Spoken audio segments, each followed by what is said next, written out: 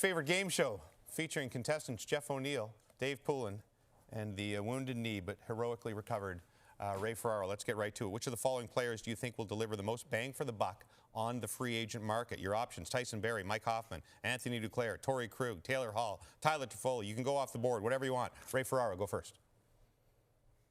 I'm going to go with Mike Hoffman from the Florida Panthers of late. 6 straight 20-goal years, 5 of them over 25-goal years. He's going to drive your coach crazy once in a while, but man, the guy can score. You put him in a situation where he's going to get top power play, which he will, where he's going to get onto a top 6 forward line, which he will, that guy's going to score.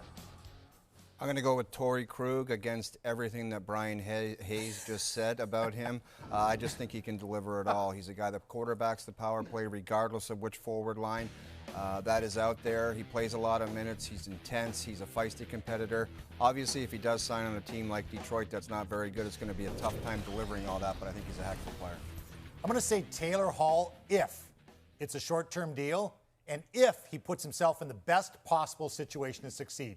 Pick a team where they absolutely need you, go there, play really well, and that will be the best bang for the buck. A lot of talk about Jack Eichel as we looked at Taylor Hall, and there's so many different options. The guys were, Frank was talking about the number of teams that are interested in Hall, and it's a long list. I mean, who wouldn't be? We'll see what the price is and if he goes before the day is over. Question 2, the percentage chance of Sabres superstar Jack Eichel finishing the final 6 years of his 8-year contract in Buffalo. We have 0, 20, 40, 60, 80, or 100, Ray Ferraro. I'm going to go with 60%. Hey, you know, they say you've got to revisit history to understand what it's going to be in current times. The last time that Buffalo had a centerman that they felt was somewhat disgruntled in Buffalo, they made a trade, and that was the Ryan O'Reilly deal. And they ended up with a load of mud on their shoes. Brutal deal for them that really hurt the Sabres. Why would you possibly get to Jack Eichel and see about moving him? This guy's an MVP candidate. Last year was his best year by far. I think the kid has got brilliance in front of him. And if he's disgruntled, I got an idea. Improve the team around him and make it a place that he's happier at.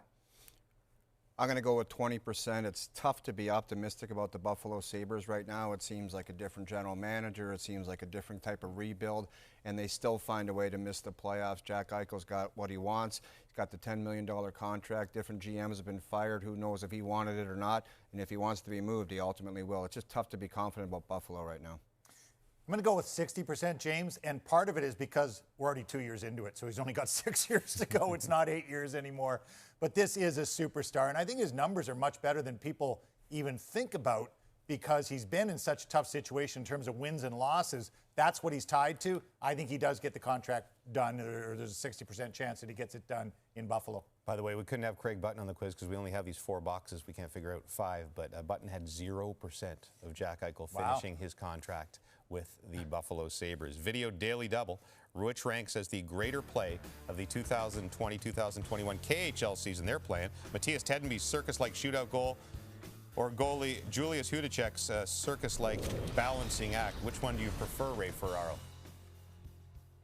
I'm going to go with Matthias Tedenby. He's got skill and creativity, and look how pumped he is when he scores, when he taps it over the goalie's hand. It's a hockey play. Now, if I was looking to fill out an act in my circus, I'm going with the goalie. I'm going to go with Tedenby basically because in a shootout situation, I had one play and one move. That was to try to go top glove or nothing. This particular move was not in my wheelhouse. No chance, no how. So I like the creativity, and he pulled it off. And I will go with Julius Hudacek, James, because he actually works on these things. This isn't a one-off. He has a series of different things that he does after games in which he does something special. So this has been practiced. And what